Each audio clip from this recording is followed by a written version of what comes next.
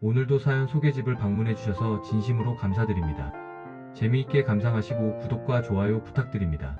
안녕하세요.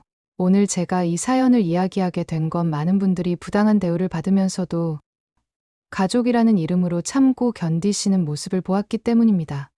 가족이란 무엇일까요? 정말 혈연이나 결혼으로 맺어진 관계가 무조건 가족이 되는 걸까요? 저는 결혼 후 5년간 시댁에서 가족이라는 이름으로 버텨왔지만 진정한 가족의 의미를 알게 된 이야기를 나누고 싶어요. 아마 비슷한 상황에 놓인 분들이 많으실 겁니다. 시댁의 무시, 남편의 방관, 그리고 자신의 가치를 잃어가는 느낌. 그런 분들에게 제 이야기가 작은 위로가 되었으면 합니다. 대학병원 응급실에서 근무하는 간호사로서 매일 생과 사의 경계에서 사람들을 돕는 일은 저에게 큰 보람이었습니다. 하지만 병원 밖, 특히 집에서는 전혀 다른 세상이 펼쳐졌죠. 고작 간호사 주제에 부모 없이 자라서 예의가 없어, 이런 말들이 시어머니의 입에서 일상적으로 흘러나왔습니다.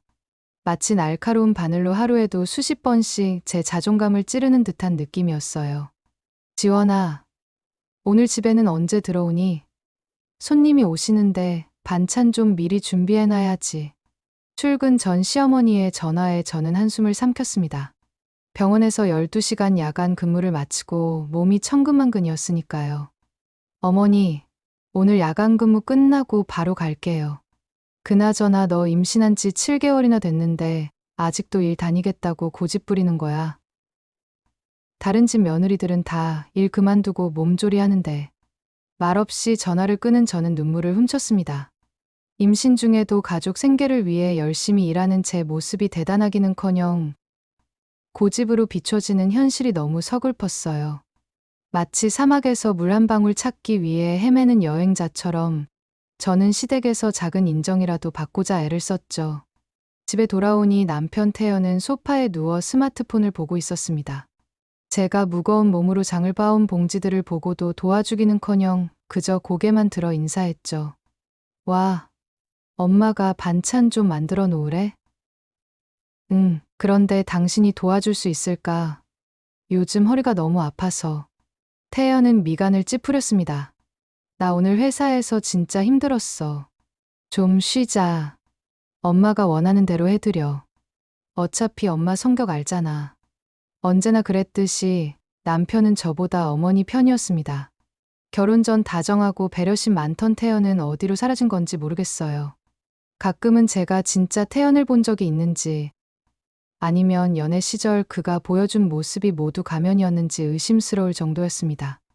그럼에도 불구하고 가족이라는 울타리, 그 소속감을 갖고 싶은 마음에 저는 모든 것을 참아냈어요. 고아원에서 자란 아이로서 가족이란 제게 너무나 간절한 꿈이었으니까요. 사실 제 인생은 10살 때부터 완전히 달라졌습니다. 그날은 평범한 가을 저녁이었어요. 부모님과 5살 동생 준영이와 함께 저녁을 먹고 잠들었죠. 그런데 한밤중에 갑자기 귀가 찢어질 듯한 경보음과 아빠의 다급한 외침으로 눈을 떴어요. 지원아, 빨리, 불이야. 정신없이 일어나 보니 집은 이미 불바다였습니다. 마치 지옥의 문이 열린 것 같은 광경이었죠. 시커먼 연기가 천장을 가득 채우고 불길은 미친 듯이 집안을 휘감고 있었어요. 아빠는 엄마를 돕기 위해 다시 방으로 뛰어들었고 저는 어린 동생 준영이의 손을 꼭 잡고 밖으로 나가려 했습니다. 그때였어요. 갑자기 천장의 일부가 무너져 내리면서 불타는 목재가 제 팔을 강타했습니다. 순간 참을 수 없는 고통이 몸을 관통했지만 오직 동생을 구해야 한다는 생각뿐이었어요. 마치 뜨거운 용암을 팔에 끼얹은 듯한 극심한 통증 속에서도 저는 동생의 손을 놓지 않았습니다. 누나, 뜨거워, 무서워, 괜찮아, 준영아, 누나가 꼭 지켜줄게. 그냥 내 손만 꽉 잡고 있어. 우리는 간신히 집 밖으로 빠져나왔지만 부모님은 결국 그 불길 속에서 돌아오지 못했습니다. 그날 이후 저와 준영은 고아원에서 살게 되었죠. 제 팔의 화상 흉터는 그 끔찍한 날의 영원한 증표가 되었어요. 길고 울퉁불퉁한 흉터를 볼 때마다 그날의 기억이 생생하게 떠오릅니다. 마치 살갗에 새겨진 슬픔의 지도 같았죠. 고아원에서 준영이는 종종 제 팔에 흉터를 물끄러미 바라보곤 했어요. 어느 날 동생이 제게 말했던 그 약속을 아직도 잊을 수 없습니다. 누나, 내가 꼭 의사가 될 거야. 그래서 누나 팔의 상처를 고쳐줄 거야. 약속할게. 5살 아이의 순수한 약속은 그 순간만큼은 제게 큰 위로가 되었어요. 그러나 삶은 더 잔인한 선택을 강요했습니다. 고아원에서 지내던 어느 날, 미국 부부가 준영을 입양하고 싶어 한다는 소식을 들었죠. 그들은 아이 하나만 원했고, 이미 나이가 많은 저는 입양 대상이 아니었습니다. 저는 큰 고민 끝에 동생의 더 나은 미래를 위해 입양을 보내기로 했어요. 마치 제 심장을 도려내는 것 같은 고통이었지만, 동생에게 정상적인 가정에서 자랄 기회를 주고 싶었습니다. 누나, 나 미국 가면 너랑 같이 있을 수 없어. 아니, 준영아, 누나는 여기 있어야 해. 하지만 내가 의사가 되는 꿈을 이루려면 좋은 부모님과 함께 가는 게 좋을 거야. 그럼 누나는 어떻게 해? 누가 누나를 돌봐줘. 걱정 마. 누나는 괜찮아. 언젠가 우리 꼭 다시 만날 거야. 그렇게 저는 마지막 가족마저 보내야 했습니다. 동생이 떠나는 날, 그 작은 뒷모습을 바라보며 저는 혼자만의 약속을 했죠. 언젠가 꼭 다시 만나자. 그때까지 누나는 열심히 살아갈게. 그리고 정말 열심히 살았습니다. 고등학교를 졸업하고 장학금으로 간호대학에 진학했죠. 밤낮 없이 공부하고 아르바이트하며 저 자신을 증명하기 위해 노력했어요. 그렇게 응급실 간호사라는 꿈을 이루었지만 마음 한구석에는 항상 준영이를 향한 그리움과 미안함이 자리했습니다. 어느 날 저녁, 갑작스레 집안이 들썩거렸습니다. 친누이 다은이 명문대 의대 선배와 약혼했다는 소식이 전해졌거든요. 마치 로또에 당첨된 것처럼 시어머니의 얼굴은 기쁨으로 가득 찼습니다. 저 안 곳곳에서는 흥분된 대화가 오갔죠. 우리 다은이가 어쩜 이렇게 대단한 사람을 만났니? 서울대 의대 하버드 유학까지. 어머니, 이번 주말에 인사 온대요. 준비 많이 해야겠어요. 시어머니의 눈빛이 빛났습니다. 드디어 우리 집에도 의사가 들어오는구나. 어떻게 대접해야 할지 벌써부터 설레네. 그 말을 듣는 순간 마음 한켠이 쓰라렸습니다. 5년 동안 이 집에서 살면서 시어머니에게 단 한 번도 그런 빛나는 눈빛을 받아본 적이 없었으니까요. 마치 투명 인간처럼 존재감 없이 살아온 시간들이 파노라마처럼 스쳐 지나갔어요. 그럼에도 슬픔을 감추고 웃으며 축하해주는 제 모습이 스스로도 안쓰러웠습니다. 축하해요. 다은 씨. 정말 기쁜 소식이네요. 다은은 고개를 살짝 끄덕이며 형식적인 미소를 지었습니다. 고마워요, 올케. 시어머니가 갑자기 제 쪽으로 고개를 돌렸어요. 아, 그 사람 내력이 좀 특별하다던데. 다은아, 어떻게 된 거라고 했지? 네, 준호 오빠는 어렸을 때 미국으로 입양 갔대요. 양부모님이 모두 의사라 어릴 때부터 의사의 꿈을 키웠다고 해요. 갑자기 제 심장이 요동쳤습니다. 입양, 미국. 머릿속에 순간 동생 준영의 얼굴이 스쳐 지나갔어요. 하지만 곧 그런 생각을 털어냈습니다. 세상에 입양아가 어디 한둘이겠어요. 단지 제 오랜 그리움이 만들어낸 망상일 뿐이라고 자신을 다독였죠. 와, 고아 출신이 의사가 됐다고? 대단하네. 그럼 부모님은 없는 거야? 시어머니의 말에 또다시 가슴이 조여왔습니다. 제게는 코아라는 단어로 항상 비하했으면서 예비 사위에게는 그저 신기한 배경 정도로만 여기는 이중적인 태도가 너무 명확했으니까요. 마치 동전의 양면처럼 뚜렷한 차이가 있었습니다. 주말이 다가오자 시어머니는 점점 더 예민해졌습니다. 매일 아침부터 밤까지 청소와 음식 준비를 시키며 저를 다그쳤어요. 지원아, 이번에는 정말 실수하면 안 돼. 딸 사위 될 사람인데 첫 인상이 중요해. 근데 너 그 큰 배로 어색하게 서 있으면 보기 안 좋을 것 같으니 주방에만 있어. 내가 필요할 때 음식만 가져오면 돼. 네. 전 인사도 못 드리나요? 시어머니는 표정을 찌푸렸습니다. 뭐하러? A병원 응급실 수석 전문의가 고작 간호사랑 무슨 대화를 나누겠어. 차라리 안 보이는 게 나아. 그 말은 숨 쉬는 것조차 힘들게 하는 날카로운 칼날이었습니다. 마치 제 존재 자체가 부끄러운 것처럼 느껴지게 만드는 말이었죠. 남편에게 시어머니의 말을 전했지만 태연은 다시 한번 저를 실망시켰어요. 그냥 어머니 말씀대로 해. 어차피 한두 시간 있다 가는 건데 뭐가 그렇게 중요해? 뭐 모습이 좀 초라해 보이는 것도 사실이잖아. 남편의 말에 가슴속 깊은 곳에서 무언가 완전히 부서지는 소리가 들리는 듯 했습니다. 결혼 5년 만에 처음으로 이혼이라는 단어가 머릿속을 스쳐 지나갔어요. 하지만 7개월 된 뱃속 아이를 생각하니 그 생각마저 사치처럼 느껴졌습니다. 그저 침묵으로 상처를 삼켰죠. 마치 깊은 바다에 돌을 던지듯 제 마음 깊숙한 곳에 이 아픔을 가라앉혔습니다. 드디어 그날이 왔습니다. 아침부터 닦고 또 닦은 집안은 마치 전시장처럼 깨끗했고 저는 시어머니의 지시대로 주방에만 머물렀어요. 거실에서는 웃음소리와 대화소리가 들려왔습니다. 신우이의 약혼자는 목소리만 들어도 차분하면서도 지적인 느낌이 풍겼죠. 저는 음식 준비에 집중하면서도 들려오는 대화에 자연스레 귀를 기울였습니다. 이렇게 찾아뵙게 되어 영광입니다. 다은이를 통해 많이 들었습니다. 아이고, 그냥 편하게 있어요. 우리 사위들 분인데 뭘. 근데 정말 미국에서 잘하셨다면서요. 한국말이 너무 유창하시네요. 네, 어렸을 때 한국을 떠났지만 항상 모국어를 잊지 않으려고 노력했습니다. 한국에 대한 그리움이 컸거든요. 시어머니의 목소리는 평소보다 몇 옥타브는 높아진 상태였습니다. 말 한마디마다 존경과 애정이 묻어나는 톤이었죠. 지난 5년간 저에게 단 한 번도 보여주지 않았던 친절함과 존중이 가득했습니다. 마치 다른 사람이 된 것 같았어요. 준호 씨는 언제부터 의사가 되고 싶었어요? 사실 어릴 적부터의 꿈이었습니다.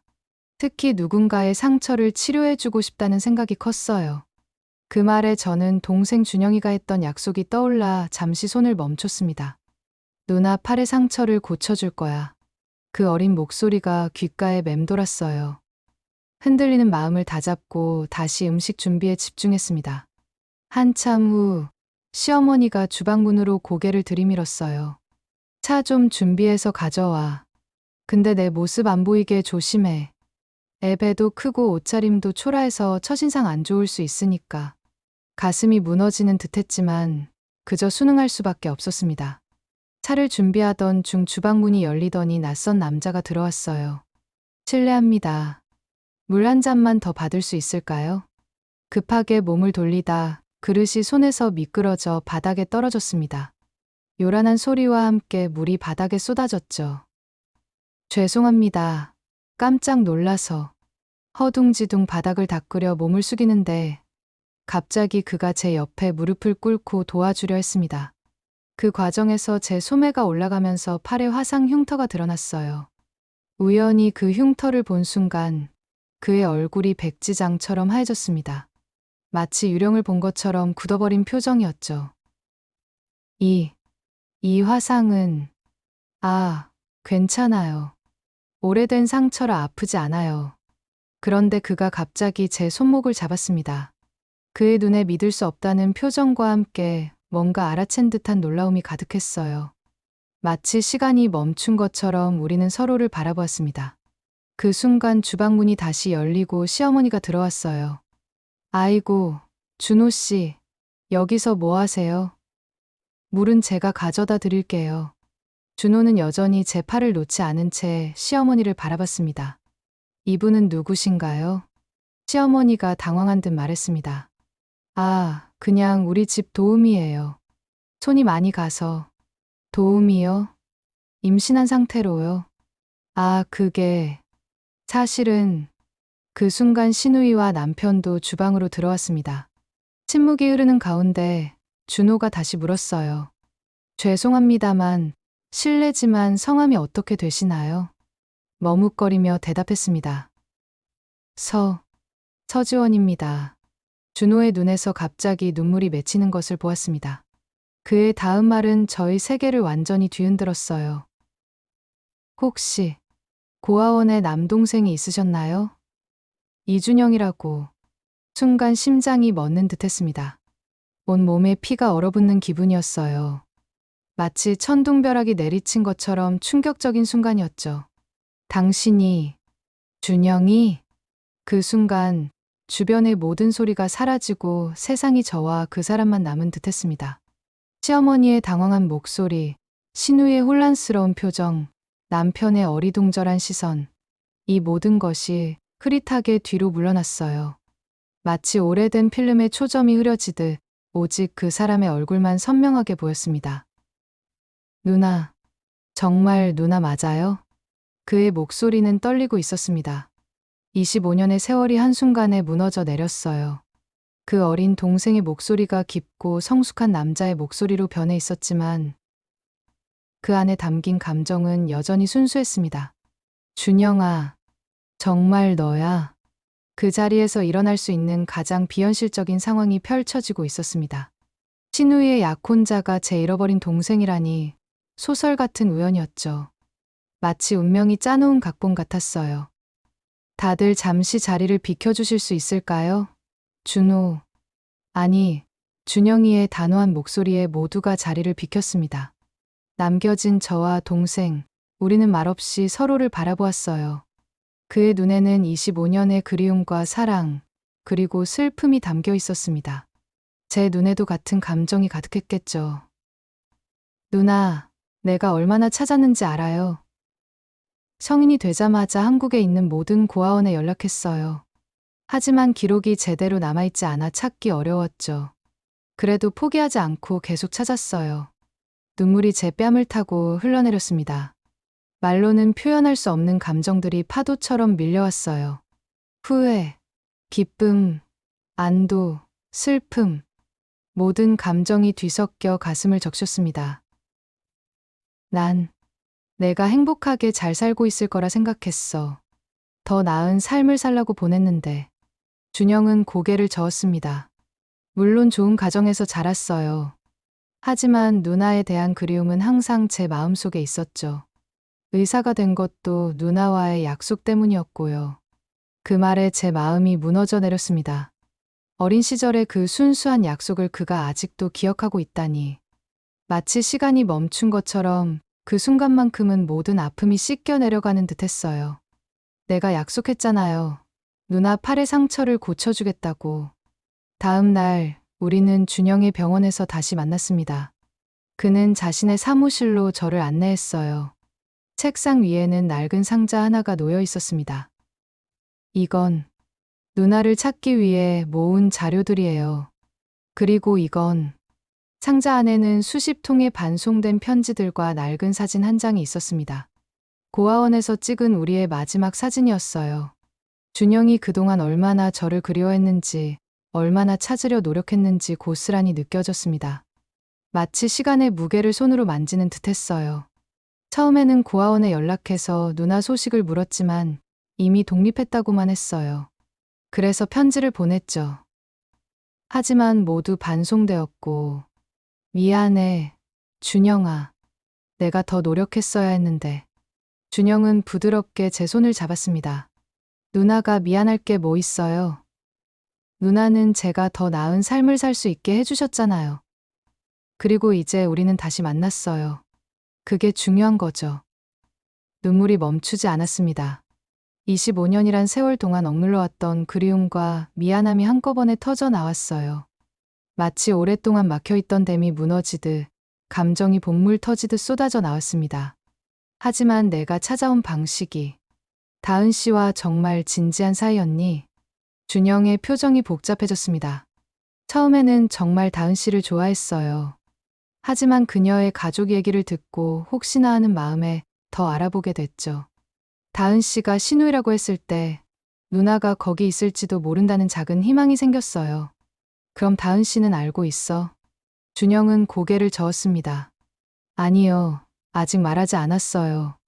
하지만 이제 모든 걸 솔직하게 말할 생각이에요. 갑자기 제 마음에 불안이 엄습했습니다. 시댁과의 관계가 이미 좋지 않은데 이번 일로 더 악화될 것이 분명했으니까요. 마치 쓰나미가 다가오는 것을 알면서도 피할 수 없는 상황 같았죠. 준영아, 난 내가 걱정돼. 이 일이 너에게도 큰 상처가 될 수 있어. 준영은 단호하게 말했습니다. 누나, 이제 제가 누나를 지킬 차례예요. 누나가 어떤 상황에 있는지 다 봤어요. 그 집에서 어떻게 대우받고 있는지도요. 그런 곳에서 더 이상 지낼 필요 없어요. 그의 말에 충격을 받았지만 한편으로는 누군가 제 상황을 이해해주는 것만으로도 큰 위안이 되었습니다. 마치 어둠 속에서 오랫동안 헤매다 갑자기 한 줄기 빛을 본 것처럼 희망이 보이기 시작했어요. 그런데 어떻게 내가 거기 있는 걸 알았어? 다은 씨로부터 그녀의 오빠가 결혼한 이야기를 들었어요. 그리고 그의 아내가 간호사라는 것도요. 혹시나 하는 마음에 더 물어봤죠. 고아원 출신이라는 말에 거의 확신이 들었습니다. 하지만 100% 확신할 수는 없었죠. 그 흉터를 볼 때까지는요. 준영은 제 팔의 흉터를 조심스럽게 만졌습니다.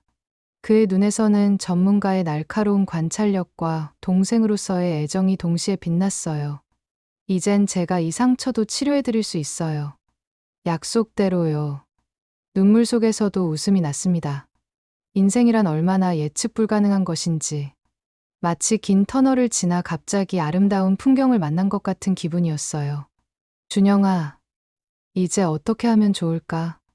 일단 누나를 저 집에서 나오게 해야 해요. 제 집은 충분히 넓으니 당장 옮겨오세요.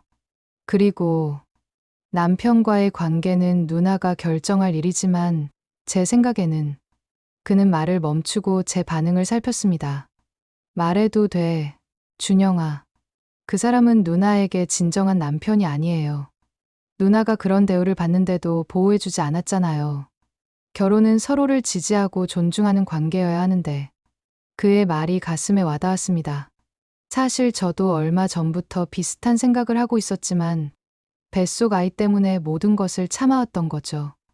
마치 진실을 외면하기 위해 두꺼운 장막을 쳐놓고 살았던 것 같았어요.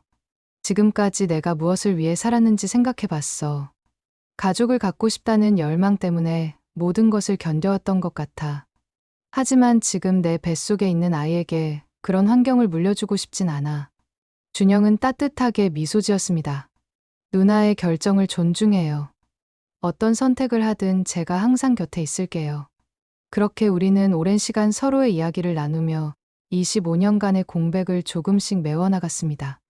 그의 성장 과정, 의사가 되기까지의 여정, 그리고 한국으로 돌아온 이유까지 마치 퍼즐 조각들이 하나씩 맞춰지는 듯한 느낌이었어요. 이틀 후, 준영은 직접 시댁을 방문했습니다. 그의 표정은 평온했지만 눈빛에는 단호함이 깃들어 있었어요. 시어머니는 의사 사위가 다시 찾아온 것에 황홀해하며 그를 맞이했습니다. 마치 로열티를 맞이하는 듯한 태도였죠. 그 광경을 보며 저는 가슴 한켠이 쓰라렸습니다. 같은 고아 출신이라도 이렇게 다를 수 있다니. 아이고, 준호 씨, 이렇게 또 찾아주시다니 정말 고마워요. 다은이는 오늘 학교에 있어서 조금 이따 올 거예요. 준영은 차분하게 대답했습니다. 사실 오늘은 다은 씨 때문에 온 게 아닙니다. 지원 씨와 이야기가 필요해서요. 시어머니의 표정이 굳어졌습니다. 네, 지원이요? 걔가 뭐? 준영은 저를 바라보며 따뜻한 미소를 지었습니다. 그 순간만큼은 어떤 폭풍이 와도 이겨낼 수 있을 것 같은 용기가 솟았어요. 마치 오랜 어둠 속에서 갑자기 빛을 본 것처럼 마음이 환해졌습니다. 저와 지원 씨는 오래전부터 알고 지냈습니다. 시어머니의 얼굴에 혼란스러운 표정이 번졌습니다. 네, 무슨 말씀이세요? 남편도 의아한 표정으로 상황을 지켜보고 있었습니다. 그때 마침 신우이가 귀가했고 거실에는 묘한 긴장감이 감돌았어요. 다은 씨, 안녕하세요. 실은 중요한 이야기가 있어서 모두 모인 자리에서 말씀드리려고 합니다.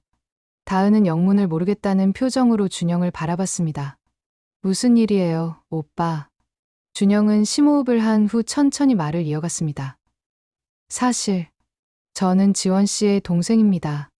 어렸을 때 해외 입양을 가게 되면서 헤어졌다가 25년 만에 다시 만나게 되었어요. 방 안에 침묵이 내려앉았습니다. 마치 시간이 멈춘 것 같았어요. 시어머니의 얼굴이 창백해졌고 남편은 입을 벌린 채 아무 말도 하지 못했습니다. 신우의 눈은 점점 커져갔죠. 무슨 소리예요? 둘이 남매라고요? 신우의 목소리가 떨렸습니다. 준영은 차분하게 설명을 이어갔습니다. 네, 우리는 어렸을 때 화재로 부모님을 잃고 고아원에서 지냈어요. 제가 5살 때 미국으로 입양을 가게 되었고, 누나는 한국에 남게 되었죠. 그동안 계속 찾아왔는데, 우연히 이렇게 만나게 되었습니다. 시어머니가 무너지듯 소파에 앉았습니다. 그럼, 약혼은? 죄송합니다. 다은 씨. 처음에는 정말 진심으로 다가갔지만, 이런 상황에서 관계를 계속 이어갈 수는 없을 것 같아요. 누나를 찾은 지금 제 우선순위는 그녀를 돕는 것입니다. 다은은 충격받은 표정이었지만 상황을 이해하는 듯했습니다. 그런 일이 있었다니. 지원 언니가 그렇게 힘든 과거가 있었는지 몰랐어요. 하지만 시어머니의 반응은 달랐습니다. 그녀의 얼굴에 분노가 번졌어요. 말도 안 돼. 증거가 있어. 그냥 의사 사위를 노리고 꾸며낸 거 아니야? 준영의 눈빛이 차가워졌습니다. 고아원 기록과 DNA 검사 결과가 있습니다. 하지만 그보다 중요한 건 어머님께서 지금까지 누나를 어떻게 대해오셨는지입니다. 가족으로서가 아니라 하인처럼 대했죠. 시어머니는 당황한 듯 말을 더듬었습니다. 그런 적 없어. 내가 언제, 어제 처음 뵀을 때 누나를 도움이라고 소개하셨잖아요. 임신 7개월인 상태로 집안일을 시키면서요. 저는 모든 걸 봤습니다. 남편이 마침내 입을 열었습니다. 이봐, 그래도 그건 우리 가족 일이지. 준영은 단호하게 말을 자르며 남편을 향해 돌아섰습니다. 가족이요? 아내가 그런 대우를 받는데도 지켜주지 않는 사람이 무슨 가족입니까? 진정한 가족은 서로를 보호하고 존중하는 거예요. 남편은 할 말을 잃은 채 그저 서 있기만 했습니다. 마치 처음으로 자신의 행동을 객관적으로 보게 된 것 같았어요. 준영은 마지막으로 저를 바라보며 말했습니다. 누나, 짐 챙겼어요? 오늘부터 저희 집에서 지내요. 저는 천천히 고개를 끄덕였습니다. 사실 이 날을 위해 이미 짐을 정리해둔 상태였어요. 거실 한쪽에 놓인 작은 가방이 제 5년간의 시댁 생활의 전부였습니다. 마치 삶의 무게를 내려놓는 듯한 가벼움이 느껴졌어요. 지원아, 이게 무슨 짓이야? 갑자기 짐을 싸다니. 남편이 당황한 목소리로 물었습니다. 처음으로 제 목소리에 힘이 실렸습니다. 갑자기가 아니야. 오랫동안 생각해왔어. 다만 결정할 용기가 없었을 뿐이지. 그럼 우리 아이는? 지금 내 뱃속에 있는 우리 아이는? 걱정 마. 아이는 내 아이니까 당연히 만날 수 있어. 하지만 난 더 이상 이 집에서 살 수 없어. 시어머니가 갑자기 태도를 바꿨습니다. 아이고, 내가 잘못했어. 이제부터 잘할게. 시어머니로서 내가 많이 부족했지. 제발 우리 집안 망치지 마. 그 말에 준영이 차갑게 대꾸했습니다. 이제 와서 그런 말씀은 소용없어요. 5년 동안 누나를 어떻게 대하셨는지 모두가 알고 있습니다. 지금 이런 태도를 보이시는 것도 결국은 의사 사위를 잃을까봐 두려워서겠죠. 그 말에 시어머니는 할 말을 잃었습니다. 모든 것이 너무나 명확했으니까요. 마치 가면이 벗겨진 것처럼 그녀의 진짜 의도가 적나라하게 드러났어요. 남편의 표정에선 당혹감과 분노, 그리고 약간의 후회가 뒤섞여 보였습니다.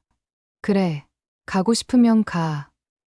하지만 나중에 후회하지 마.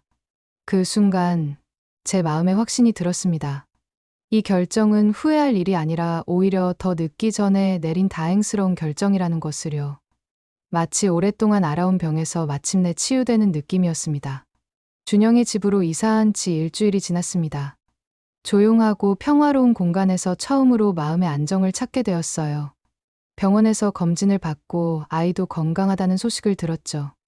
마치 새 집에 온 것을 환영이라도 하듯 아이가 폐 안에서 더 활발하게 움직이는 것 같았습니다. 그런데 어느 날부터 남편에게서 연락이 오기 시작했어요. 처음에는 미안하다는 문자와 전화였지만 곧 저와 만나자는 간청으로 바뀌었습니다. 지원아, 제발 한 번만 만나자. 이야기할 게 있어. 여러 번 거절했지만 그의 연락은 계속되었고 결국 준영의 권유로 한번 만나보기로 했습니다. 카페에서 만난 남편은 꽤 수척해 보였어요.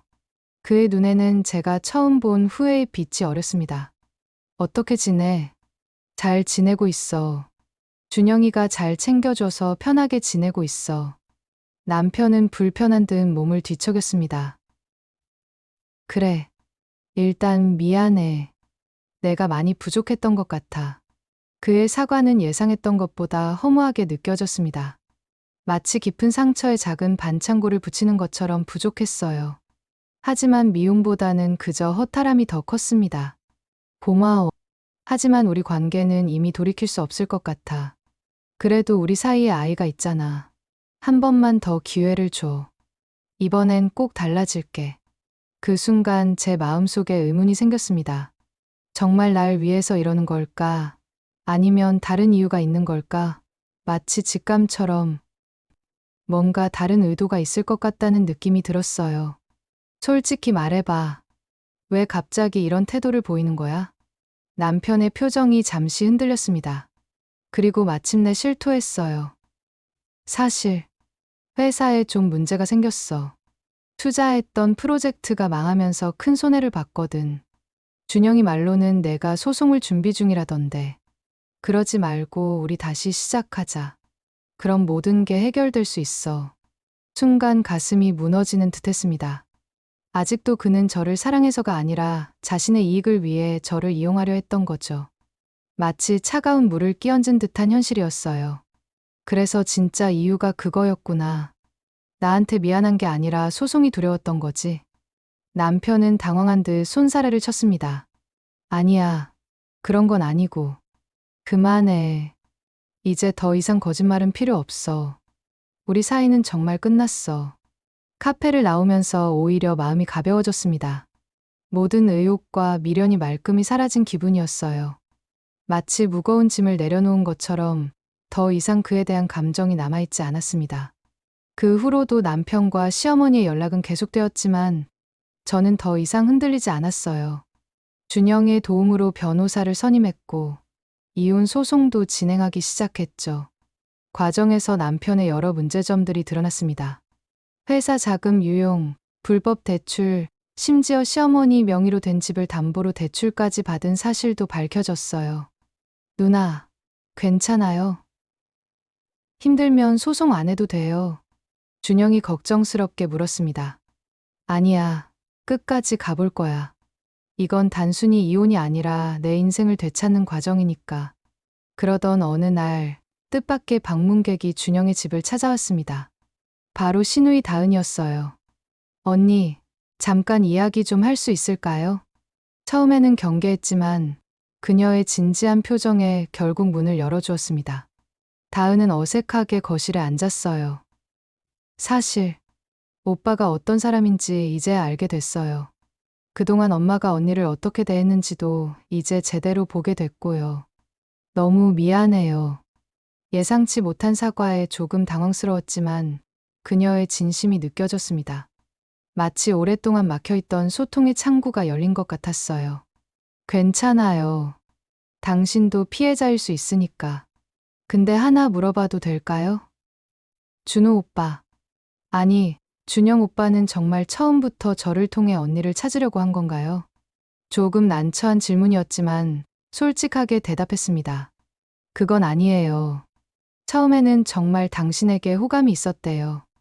하지만 내 이야기를 듣고 혹시나 하는 마음에 더 알아보게 된 거죠. 다은은 쓸쓸하게 웃었습니다. 그랬군요. 솔직히 많이 아팠지만 이해해요. 가족의 소중함을 아니까요. 그 말에 마음이 조금 편안해졌습니다. 아무리 어려운 상황이라도 진실과 진심은 결국 통한다는 것을 느꼈어요. 마치 오랜 오해의 구름이 걷히고 맑은 하늘이 드러나는 듯한 기분이었습니다. 다은 씨, 이렇게 찾아와줘서 고마워요. 정말 용기 있는 행동이라고 생각해요. 언니야말로 더 용기 있어요. 그런 상황에서 결단을 내리기가 얼마나 어려웠을지 이제 알 것 같아요. 다은이 돌아간 후 마음 한구석이 따뜻해지는 것을 느꼈습니다. 모든 관계가 적대적일 필요는 없다는 것, 진심 어린 소통이 가능하다는 것을 알게 되었으니까요. 마치 어둠 속에서도 작은 빛이 존재할 수 있음을 깨달은 것 같았어요. 드디어 아이가 태어났습니다. 10시간의 진통 끝에 건강한 딸아이를 품에 안았을 때 모든 고통이 눈 녹듯 사라졌어요. 마치 세상의 모든 아름다움이 이 작은 생명 안에 담겨 있는 듯 했습니다. 물론 이 순간을 함께하는 사람들도 특별했죠. 준영은 수술실 밖에서 초조하게 기다렸고 병원 동료 소연은 곁에서 손을 잡아주었습니다. 지원아, 너무 고생했어. 정말 예쁜 아기야. 소연이 눈물을 글썽이며 말했어요. 준영이 병실로 들어와 조카를 바라보는 눈빛은 형언할 수 없는 사랑으로 가득했습니다. 누나, 정말 축하해요. 아기가 누나를 많이 닮았네요. 그 순간 가슴이 벅차올랐습니다. 이것이 진정한 가족의 모습이 아닐까 싶었어요. 혈연이나 서류상의 관계가 아니라 서로를 향한 진심 어린 사랑과 지지가 있는 관계 말이죠. 마치 오랜 폭풍 후 끝에 만난 무지개처럼 아픔 끝에 찾아온 행복이었습니다. 아이의 이름은 서희망이라고 지었습니다. 모든 어려움 끝에 찾은 희망이라는 의미였죠. 희망이는 태어나자마자 많은 사랑을 받았어요. 특히 삼촌인 준영은 조카에게 헌신적이었습니다. 마치 오래전 제가 그를 돌봤던 것처럼 이제는 그가 저와 희망이를 보살피는 역할을 했어요. 이혼 소송은 예상보다 순조롭게 진행되었습니다. 남편의 여러 불법 행위가 드러나면서 양육권은 자연스럽게 제게 돌아왔고 적절한 위자료와 양육비도 결정되었죠. 시어머니는 마지막까지 화해를 시도했지만 그것도 결국은 아들의 법적 문제를 해결하기 위한 수단일 뿐이었습니다. 지원아, 우리 아들 좀 봐주면 안 될까? 이러다 감옥에 갈지도 몰라. 어머님, 이미 늦었어요. 태연 씨는 자신의 선택에 책임을 져야 해요. 저도 제 선택에 책임지고 살아갈 거고요. 그렇게 5년간의 결혼 생활은 마무리되었습니다. 마치 어두운 터널을 빠져나와 드디어 햇빛을 보게 된 기분이었어요. 상처는 있었지만 그 상처가 오히려 저를 더 강하게 만들었다고 생각합니다. 희망이가 태어난 지 6개월이 지났을 무렵 준영이 특별한 제안을 했습니다. 그는 화상 전문 치료 센터를 개원할 계획이라며 제게 함께 일하자고 했어요. 누나, 간호사 경력으로 센터에서 일해보는 건 어때요? 전문 간호사 자격도 지원해 드릴게요. 처음에는 망설였습니다. 아이가 아직 어리기도 했고 새로운 도전이 두렵기도 했으니까요. 하지만 준영의 열정적인 설득과 소연의 응원에 힘입어 결국 도전하기로 했습니다. 마치 인생의 새로운 장을 펼치는 기분이었어요. 정말 해볼래. 나도 더 성장하고 싶어. 준영은 환하게 웃었습니다. 역시 우리 누나. 앞으로 많은 사람들에게 도움을 줄 수 있을 거예요. 그렇게 희망화상치료센터가 문을 열었습니다. 센터 이름은 물론 제 딸 이름에서 따온 것이었죠. 저는 화상 환자 간호와 상담을 담당했고, 특히 어린 환자들을 위한 심리적 지원 프로그램을 개발했습니다. 마치 제 과거의 아픔이 다른 이들을 돕는 빛이 되는 기분이었어요. 개원 6개월 만에 센터는 많은 환자들의 신뢰를 얻었고, 한 방송국에서 인터뷰를 요청해왔습니다. 상처를 치유하는 남매의 이야기라는 주제로 저희 재회와 센터 이야기를 다루고 싶다는 거였죠. 준영아, 우리 이야기가 다른 사람들에게 도움이 될까? 물론이죠. 누나, 우리처럼 헤어진 가족을 찾는 사람들, 상처로 고통받는 사람들에게 희망이 될 수 있어요.